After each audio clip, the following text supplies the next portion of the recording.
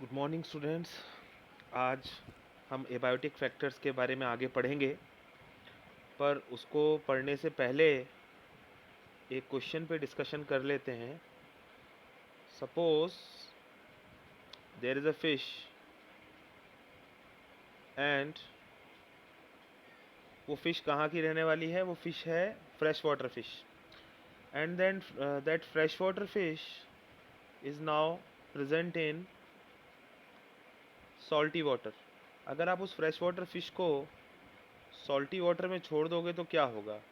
Suppose ये marine water है ना, मैरीन वाटर, और यहाँ फ्रेश वाटर फिश छोड़ दिया आपने तो क्या होगा? You will see that the fish will dehydrate by loss of water, because वो अपने जो जिस एनवायरनमेंट में वो रह रही है, अब यहाँ पर सॉल्ट कंटेंट बहुत हाई है, तो वो सॉल्ट कंटेंट को रेगुलेट नहीं कर पाएगी और धीरे धीरे क्या होगा, उसकी बॉडी जो है वाटर लूज़ करेगी by the process of osmosis, और हम देखेंगे कि ये जो फ़िश है डिहाइड्रेट हो जाएगी। अगर मैं इस कंडीशन को चेंज कर दूं और मैं इस वाटर को मैं इस कंडीशन को चेंज करके यहाँ पे लिख देता हूँ। अब suppose this water is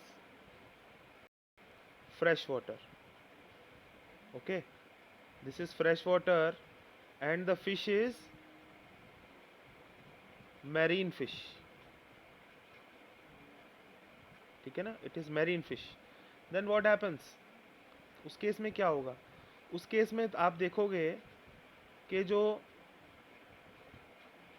fish की बॉडी है उसके अंदर वाटर का मूवमेंट स्टार्ट हो जाएगा, बिकॉज ये फिश जो है अडाप्टेड है मैरीन एनवायरनमेंट में रहने के लिए, जो मैरीन फिश है। और मैरीन फिश को अगर आप फ्रेश वाटर में रखोगे तो क्या होगा? इसका जो वाटर इनटेक होता है मैरीन फिश का, वो बहुत तेज़ होता है, मतलब बहुत ज़्यादा वाटर इनटेक करती है ये। और इसकी जो बॉडी है वो बहुत ज़्यादा आयंस का सिक्रीशन भी करती है ना। तो उसकी बॉडी से आयंस, जैसे सोडियम है, ये तेज़ी से बाहर जाता है और पानी अंदर आता है। तो कहने का मतलब ये पूरी तरह अडाप्टेड है मैरीन एनवायरनमेंट में रहने के लिए। और अगर आप इसको फ्रेश वाटर में डाल दोगे तो थोड़े समय बाद ही इसकी बॉडी के अंदर वाटर एक्यूमुलेट होना स्टार्ट हो जाएगा और जो है फिश जो है डाई करने लगेगी, मर जाएगी। तो ये हमने जो वाटर वाला एबायोटिक फैक्टर हम पढ़ रहे थे उसमें हमने ये स्टडी किया था। आइए अब आगे वाला पार्ट पढ़ते हैं। तो हम अभी जो डिस्कशन आपके साथ कर रहे थे, that was related to the last few lines that was related to the last few lines. Okay, now we will start the next point, that is the light. देखो, प्लांट्स जो होते हैं उनको लाइट की रिक्वायरमेंट क्यों है? तो हमें पता है कि फोटोसिंथेसिस एक बहुत इंपॉर्टेंट प्रोसेस है, ऑटोट्रॉफिक होते हैं प्लांट्स, एंड वो तभी हो पाएगा जब लाइट जो है प्रॉपरली प्लांट्स को अवेलेबल होगी। इसीलिए, और देखिए, जहाँ पर प्लांट्स होंगे वहीं पर दूसरे लिविंग ऑर्गेनिजम्स भी होंगे, क्योंकि प्लांट्स एक फूड चेन का इम्पॉर्टेंट पार्ट हैं। तो अगर वो प्रोड्यूसर हैं तो बाकी सब कंज्यूमर्स हैं। तो हम देखेंगे बायोडाइवर्सिटी बढ़ते हुए उस जोन में जहाँ फोटोसिंथेसिस अच्छे से होता है, यानी जहाँ लाइट अच्छी तरीके से आती है। Many species of small plants such as herbs, shrubs are growing in the forests and are adapted to photosynthesize optimally under very low light conditions, because they are constantly overshadowed by tall canopied plants. अब देखो क्या होता है, जंगल में ना हमको herb, shrub, tree सब देखने को मिलते हैं। तो सपोज एक फॉरेस्ट है, उसमें बड़ा पेड़ तो है ही, उसके अलावा श्रब्स भी हैं, ठीक है ना, और हर्ब्स भी हैं। उसी फॉरेस्ट में हर्ब्स भी प्रेजेंट हैं। अगर ये सॉइल है सपोज, हर्ब्स भी प्रेजेंट हैं यहाँ। हर्ब्स की हाइट जो है बहुत कम है। जो श्रब्स हैं they are taller than herbs, and then trees finally. Trees तो पूरे एरिया को आप देखें तो उन्होंने, उनकी कैनोपी सबसे ऊपर है। तो ये कैनोपी कहलाती है। ये जो स्ट्रक्चर आपको दिखाया जा रहा है, ये स्ट्रक्चर, ये जो कवर है, दैट इज़ द कैनोपी। तो अब बताओ कैनोपी किसकी हाई सबसे ज़्यादा है, परसेंट कवर कौन ज़्यादा कर रहा है? हम जान पाएंगे यहाँ पर कि ट्री जो है उसकी कैनोपी सबसे ज़्यादा है। तो ऐसे केस में क्या होगा हर्ब्स का और श्रब्स का? Herbs and shrubs will not get much light. Okay, तो इनको मतलब अगर सरवाइव करना है तो इसका मतलब इनको क्या करना पड़ेगा? एडाप्टेशन करना पड़ेगा। कैसी कंडीशन में रहने के लिए? लो लाइट कंडीशन में रहने के लिए, बिकॉज ये लगातार ओवर शेडोड हो जाते हैं टॉल कैनोपीड ट्रीज के साथ, उनके कारण इनको लाइट नहीं मिलती।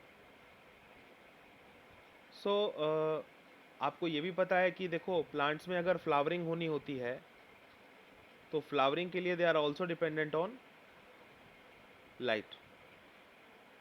फ्लावर करने के लिए हमने लास्ट ईयर पढ़ा था फोटो पीरियोडिज्म, तो वहाँ फ्लावरिंग के लिए प्लांट्स को लाइट की कुछ ना कुछ सर्टेन रिक्वायरमेंट होती है ना।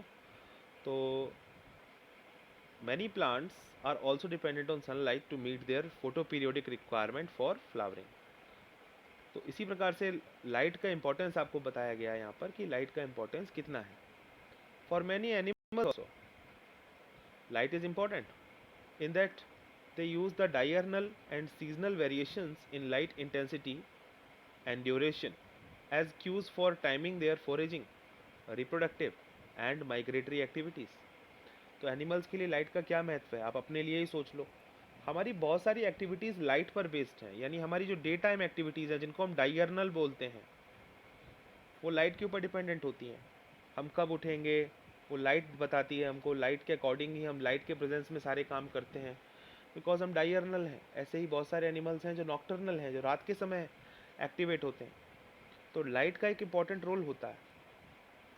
इसके अलावा जो सीजनल वेरिएशंस हैं लाइट के, वो भी गाइड करते हैं एनिमल्स को, बहुत सारे एनिमल्स को, कि किस तरीके से आपको फोरेजिंग करनी है, चारा ढूंढना है, खाना है, किस तरीके से आपको रिप्रोडक्शन करना है, आपके लिए रिप्रोडक्शन के लिए बेस्ट सीज़न कौन सा है, और कब आपको माइग्रेट कर देना है। बिकॉज देखिए बहुत सारी ऐसी स्पीशीज़ हैं एनिमल्स की जो समर टाइम में माइग्रेट करती हैं। समर टाइम जब बहुत ज़्यादा समर सीज़न आता है तो अफ्रीका में जो विल्डर बीस्ट हैं वो सूखे मैदानों से घास के मैदानों की तरफ माइग्रेट करते हैं जहाँ घास और पानी मिलने के चांस होते हैं। तो ये कब स्टार्ट होता है? जब लाइट इंटेंसिटी हाई हो जाती है ना। तो ऐसे ही अगर अब लाइट इंटेंसिटी लो होने का एग्जांपल लेते हैं तो साइबेरिया, वहाँ से साइबेरियन क्रेन्स जो हैं वो इंडिया की तरफ आती हैं। कब? जब वहाँ विंटर बहुत ज़्यादा हो जाता है, जब वहाँ लाइट इंटेंसिटी ड्रॉप हो जाती है, then they come from Siberia to India. Okay, तो ये माइग्रेशन भी लाइट के से गाइड होता है। तो migratory activities, reproductive as well as the foraging activities are controlled by the photo period or duration of light or the light intensity. The availability of light on land is closely linked with that of temperature since the sun is the source for both. तो देखो light कितनी आएगी वह बताएगा कि वहाँ पे temperature कितना रहेगा। लाइट की इंटेंसिटी जितनी ज़्यादा होगी किसी जगह पर, वहाँ टेम्परेचर भी उतना हाई रहने की उम्मीद करिए आप। इसीलिए जो इक्वेटर्स हैं वहाँ पर टेम्परेचर हाई रहता है, और आप जैसे जैसे पोल्स की तरफ जाओ तो आप देखोगे टेम्परेचर जो है कम होता चला जाता है। In the deep oceans 500 meter से ज़्यादा नीचे अगर आप चले जाओ ओशंस में तो वहाँ तो डार्कनेस है, वहाँ लाइट ने कभी दर्शन नहीं दिए। और वहाँ के जो वासी हैं, जो इनहेबिटेंट्स हैं, जो ऑर्गेनिजम्स वहाँ रहते हैं, they are not aware of the existence of celestial source, यानी प्रकाश सोर्स, प्रकाश पुंज जो सूर्य है, सूरज की रोशनी, उनका तो उनको पता ही नहीं है कि ये क्या होती है और उसकी एनर्जी क्या होती है। तो उनकी सोर्स ऑफ एनर्जी क्या है? जो नीचे पानी में रहते हैं। तो they are basically dependent upon the energy of the chemical compounds. Okay, chemolithotrophs हम उनको कह सकते हैं। They prepare their food from the energy of the chemicals, by degrading chemicals they get their energy. जैसे कि सनलाइट से energy हम लोग लेते हैं, उस प्रकार से ही एक केमिकल से एनर्जी लेना जानते हैं। तो ये आप कह सकते हैं कि ये इनका एक एनर्जी सोर्स हो सकता है। दूसरा जो तरीका है जिससे वो सरवाइव कर सकते हैं डीप सी क्रिएचर्स, वो है कि जो भी ऑर्गेनिक मैटर प्रोड्यूस हो रहा है on the surface of the sea, suppose ये सी सरफेस है और ये नीचे डीप सी है यहाँ पर, ठीक है ना। तो अब यहाँ से जो मैटर है वो नीचे की तरफ आकर के डिपॉजिट होने लगता है, ऑर्गेनिक मैटर।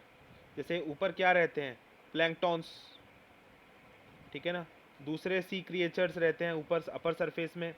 तो उनका जो वेस्ट मटेरियल है या उनके बॉडी पार्ट्स हैं, they come down at the sea surface, oh sorry, at the floor of the sea, and then they provide energy to the deep sea creatures who are present just in the absence of sunlight. तो एक तरीका ये भी है।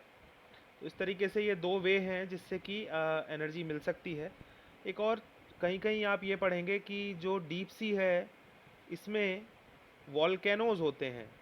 तो deep sea में जब volcanic eruptions होते हैं, वॉल्केनो जब वॉल्केनिक एक्टिविटी हाई होती है, so heat is generated in the deep sea. तो वो भी एक सोर्स हो सकता है एनर्जी का for some organisms which live under the sea surface, just near the sea floor, बहुत गहराइयों में जहाँ कभी सनलाइट नहीं आती।